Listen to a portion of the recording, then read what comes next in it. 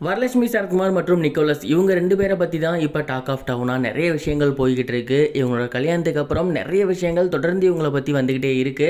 அந்த வகையில் சமீபத்தில் தெரிய வந்திருக்கிறது என்ன அப்படின்னா, வரலட்சுமி சரத்குமாரும் நிக்கோலஸ் சச்தேவும் இவங்க இருவரும் சேர்ந்து குழந்தையை தத்தெடுக்க போகிறாங்க அப்படிங்கிறது தான். குழந்தையை தத்தெடுக்கிறது அப்படின்னா இவங்க 2 பேரும் சேர்ந்து ஒரு குழந்தையை தத்தெடுத்து வளர்க்குறது இருக்கு இல்லையா, அந்த மாதிரி கிடையாது. வேற முறையில் இவங்க குழந்தையை தத்தெடுக்க போகிறாங்க.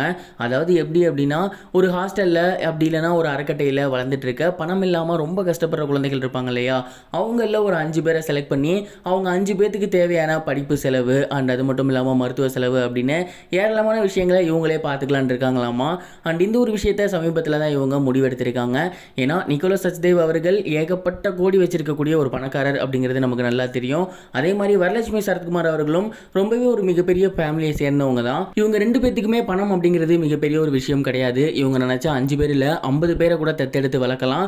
அண்ட் அந்த ஒரு விஷயம் இவங்க கிட்ட இருக்கு அப்படின்னே சொல்லலாம். இவங்க 2 பேருமே ஒரு முடிவு எடுத்திருக்காங்க. கல்யாணத்துக்கு அப்புறம் நம்ம 2 பேரும் ஒரு நல்ல விஷயத்திலேருந்து நம்ம லைஃபை ஸ்டார்ட் பண்ணணும். அந்த ஒரு நல்ல விஷயம் இந்த விஷயமா இருக்கட்டும்.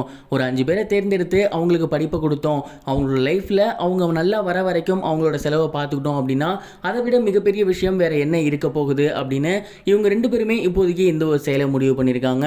அண்ட் இதற்கான முதற்கட்ட வேலையில் இறங்கியிருக்காங்க. அண்ட் கூடிய சீக்கிரமே ஒரு 5 பேரை மட்டும் செலக்ட் பண்ணி அவங்களுக்கு தேவையான வசதிகளை செஞ்சு கொடுக்க போறாங்க. அவங்கள ஹாஸ்டல்லே வச்சிருக்க போறாங்களா இல்ல அவங்களுக்குன்னு எதுவும் தனியா வீடு எடுத்து அவங்கள பாத்துக்க போறாங்களா அப்படிங்கிறது தெரியல. அதற்கான விஷயங்கள் எல்லாம் அடுத்தடுத்து இவங்க அப்டேட் பண்ணா மட்டும்தான் தெரியும்.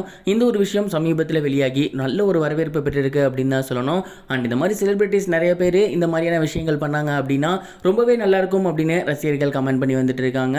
அண்ட் இதே மாதிரி இன்னும் நிறைய செலிபிரிட்டிஸ் பண்ணாங்கன்னா நல்லா இருக்கும் அப்படிங்கிறது தான் நம்மளோட கருத்தாகவும் இருக்கு. இவங்க 2 பேர்த்தோட இந்த ஒரு செயலை பத்தி நீங்க என்ன நினைக்கிறீங்க, உங்களோட தாட் என்ன, அதை கமெண்ட் பாக்ஸ்ல ஷேர் பண்ணுங்க. இது ஒரு புறம் இருக்க, சுந்தர் சி அவர்களோட இயக்கத்தில் விஷால் அவர்கள் நடித்த படம் தான் மதகஜ ராஜா. எம்ஜிஆர் அப்படின்னு இந்த படத்துக்கு டைட்டில் வச்சிருந்தாங்க. அண்ட் இந்த ஒரு படத்தில் சோனு சூட் இருந்தார். அது மட்டும் இல்லாமல் நடிகர் சந்தானம் அவர்கள் இருந்தாங்க, அஞ்சலி அண்ட் அது மட்டும் இல்லாமல் வரலட்சுமி அவர்கள்லாம் இருந்தாங்க. இந்த படம் மிகப்பெரிய ஒரு எதிர்பார்ப்போடு எடுக்கப்பட்டு இருந்துச்சு. 2013 இந்த படம் ஸ்டார்ட் ஆகி ட்ரெய்லர்லாம் நல்ல வரவேற்பு பெற்று இருந்துச்சு. ஆனால் ஏனோ இந்த படம் ரிலீஸ் ஆகாமல் தாமதமாகிட்டே இருந்துச்சு. 1 இல்லை 2 இல்லை கிட்டத்தட்ட 11 வருஷமாக இந்த படம் ரிலீஸ் ஆகாமல் இருந்துச்சு. இதை பற்றி கேட்டபோது சுந்தர் சி அவர்களே என்ன சொன்னார்னா, அந்த ப்ரொடியூசர் கிட்ட நாங்கள் நிறைய தடவை கேட்டுட்டோம், அந்த படத்தை எங்ககிட்ட கொடுங்க நாங்கள் வெளியிடுறோம் அப்படின்னு சொல்லிட்டோம். அந்த படத்தை அவங்க கொடுக்கவே மாட்டேன்றாங்க. அந்த டைமில் அந்த படம் வந்துருச்சுன்னா கண்டிப்பாக மிகப்பெரிய ஒரு ஹிட் அடிச்சிருக்கும். இப்போ வர அது வராமே இருக்குது, எப்போ வருங்கிறது ப்ரொடியூசருக்கு தான் தெரியும் அப்படிங்கிற மாதிரி சொல்லியிருந்தாரு. அண்ட் அதற்கு இப்போ ஒரு விடிவு காலம் வந்துருச்சு அப்படின்னு தான் சொல்லணும். வர ஆகஸ்ட் மாதம் அந்த படம் ரிலீஸ் ஆக போகுது அப்படிங்கிற மாதிரி பேச்சு எழுப்பட்டிருக்கு. அண்ட் இந்த ஒரு பேச்சு அப்படியே ஸ்ட்ராங் ஆனிச்சுன்னா ரொம்பவே நல்லாயிருக்கும். அண்ட் இந்த படம் அப்போ எடுக்கப்பட்டதாக இருந்தாலும் சுந்தர்சி படம் கலகலப்பாக இருக்கும் அப்படிங்கிற ஒரு நம்பிக்கை இருக்குது. பொறுத்திருந்து பார்ப்போம் என்ன நடக்க போகுதுன்னு. இது வரைக்கும் கனெக்டிங் டிவிக்கு சப்ஸ்கிரைப் பண்ணனா மறக்காமல் சப்ஸ்கிரைப் பண்ணிக்கங்க. உடனடி அப்டேட்ஸ் பெறுவதற்கு நோட்டிஃபிகேஷன் பெல்லையும் கிளிக் பண்ணிக்கங்க.